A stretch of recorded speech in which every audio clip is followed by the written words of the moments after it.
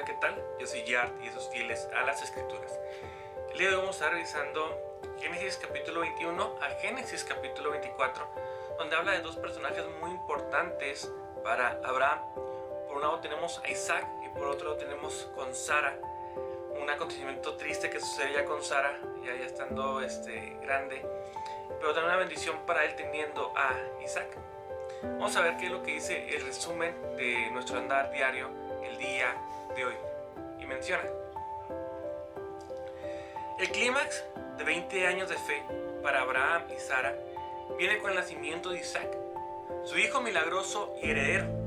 Pero pronto la fe de Abraham vuelve a ser probada cuando Dios lo llama a sacrificar a su preciado hijo en el altar. Abraham ofrece y demuestra que las experiencias de las 2 décadas pasadas no habían sido en vano. Por su fidelidad hasta la muerte, Dios recompensa a Abraham reiterándole las promesas de bendición. En los últimos años de la vida de Abraham tiene tristeza por la muerte de Sara. Queda un detalle importante: encontrar una esposa apropiada para Isaac. Aquí, en este pasaje, en estos 4 capítulos de Génesis, del Génesis 21 al Génesis 24, es como un sub y bajas en la vida de Abraham. ¿Por qué? Porque por un lado tiene ya a su hijo Isaac, el heredero, aquel que Dios le había prometido, pero por otro lado vemos la muerte de Sara.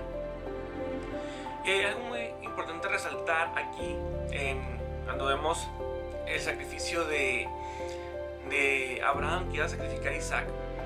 Hay una rama de la teología que se llama tipología, el cual muestra por un lado lo que es el tipo y por otro lado lo que es el antitipo. El tipo es como una anunciación o una sombra del antitipo. El antitipo es el cumplimiento del tipo. Y ahí voy para allá para que no confundirlos un poquito más. En la vida de Abraham vemos una historia que creo que todos sabemos, y creo que la historia, como menciona aquí, el clímax de la vida de Abraham. ¿Por qué clímax? Porque él había esperado por 20 años una promesa. Sin embargo, esta promesa, el día de hoy, Dios se la estaba pidiendo a Abraham como sacrificio: la vida de Isaac. Vemos cómo Abraham va a aquel monte para sacrificar a su hijo. Vemos cómo prepara el escenario. Vemos que inclusive Isaac, cuando ve que no hay animal que sacrificar, le pregunta a su papá: oye papá, ¿qué onda? ¿Dónde está el corderito? ¿O dónde está el animal que vamos a sacrificar? Y Abraham lo que le contesta a Isaac es: Dios proveerá. Vemos que cuando pone a Abraham a su hijo en sacrificio, vemos cómo levanta la daga para sacrificarlo. Vemos cómo el ángel de Jehová aparece y vemos cómo es que dice: oye, no mates a tu hijo, mira, ya hay un cordero, el cual es el que debe de sacrificar. Aquí vemos una tipología de un sacrificio en el Nuevo Testamento.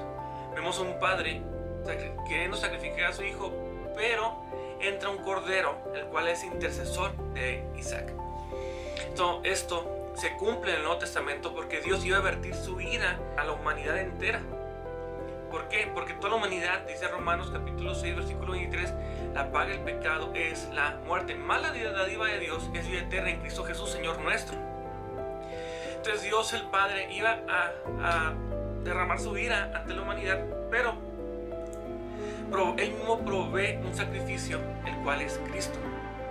Entonces vemos antes en el Antiguo Testamento este tipo de Cristo, que es Isaac, el tipo de padre que es Abraham, y cómo hay un sacrificio, Isaac, que es la iglesia, Abraham, que es el padre, y el cordero, que es Cristo, y cómo Cristo toma el lugar del sacrificio que éramos nosotros.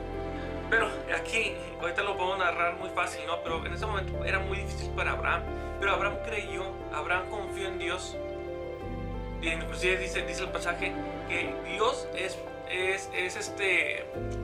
que aún Dios puede levantar a vida de entre los muertos.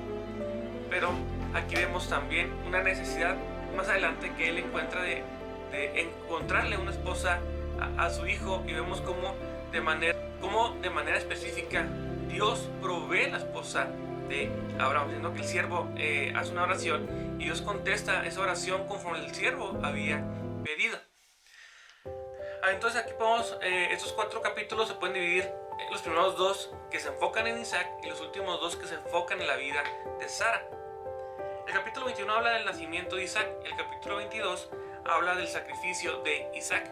Aquí podemos ver la fe de Abraham fue vindicada. O sea que la fe de Abraham fue puesta y fue por su fe es que Dios cumple lo que le había prometido. Ahora el capítulo 23 menciona la muerte de Sara y que es la esposa de Abraham, y en el capítulo 24 habla sobre la esposa de Isaac, y aquí habla la fe de Abraham es verificada. O sea, por un lado Dios provee y Dios cumple lo que le había prometido a Abraham y como Abraham había creído en Dios, y por otro lado se verifica su fe porque allá Abraham manda a su siervo a buscar a la esposa para Isaac y dice: oye, el Señor te va a ayudar, el Señor te va a guiar para encontrar la esposa para mi hijo. Ahora, ¿qué menciona nuestro andar diario o tu andar diario? ¿Alguna vez has deseado tener un artefacto que te indicara exactamente cuándo Dios iba a cumplir sus promesas en tu vida? Un medio de saber con seguridad cuándo sería contestada tu oración por una compañera, por la salvación de un ser amado o el fin de una larga enfermedad. Abraham hubiera deseado tal artefacto en muchas ocasiones, mientras esperaba por años el hijo que Dios le había prometido. ¿Cuántos de nosotros no queremos? De hecho, hoy está muy de moda el que los entes, no sé cómo se les llama, no recuerdo cómo se les llama, que están hablando del futuro y que ellos saben el futuro y dan profecías cada vez que es fin de año, dan profecías para el año siguiente. Y muchos de nosotros quisiéramos tener certeza de lo que fuera a pasar y cuándo fuera a pasar. ¿Por qué? Porque muchas veces nos desesperamos. ¿Cuántos de nosotros quisiéramos tener, como dice aquí, un artefacto para poder saber cuándo Dios va a cumplir en su debido tiempo lo que nos ha prometido o lo que le hemos pedido para poder descansar? Pero con el nacimiento de Isaac, dice el devocional, Dios demostró que aunque sus promesas pueden que no vengan rápidamente, vendrán ciertamente en el tiempo que Dios le había dicho. Lo vemos en Génesis 22:2. Él cumplió el pacto de largos años. Independientemente del tiempo o si Él tarda para cumplir, ciertamente Él va a cumplir. El cual aquí es donde nosotros tenemos que depositar nuestra fe en Dios, porque dice Hebreos que sin fe es imposible agradar a Dios. Ahora, continúa diciendo el devocional. Es fácil imponer tu itinerario preconcebido a las promesas de Dios y difícil tratar con la frustración y ansiedad que resulta cuando Dios no responde a tiempo según tus expectativas. Prueba esto. Copia las palabras de Génesis 21 del 1 al 2 en una tarjeta y colócala al lado de un reloj o calendario que miras regularmente. Te recordarás durante el día que el itinerario del Creador del tiempo es siempre perfecto. Dios cumple siempre a su debido tiempo, y Dios no es tardo para nosotros. Él sabe los tiempos en los cuales debe cumplir sus promesas. En la percepción vemos lo siguiente. La cuestión era obediencia. El mandato de Dios a Abraham de sacrificar a Isaac no implicaba que él aprobara los sacrificios humanos, que esto era una práctica pagana en aquel entonces, viendo el contexto histórico. Más bien, Dios estaba probando la fe de Abraham en sus promesas de pacto. Hoy puedes revisar Hebreos capítulo 11 del 17 al 19 y Santiago 2 del 21 al 23 para mejor entendimiento de este evento. Bueno, eso fue lo que nos acabó de nuestro devocional de tu andar diario. En pocas palabras, lo que nos quiere invitar, lo que nos invita el pasaje a meditar y a reflexionar es que debemos de esperar en los tiempos de Dios.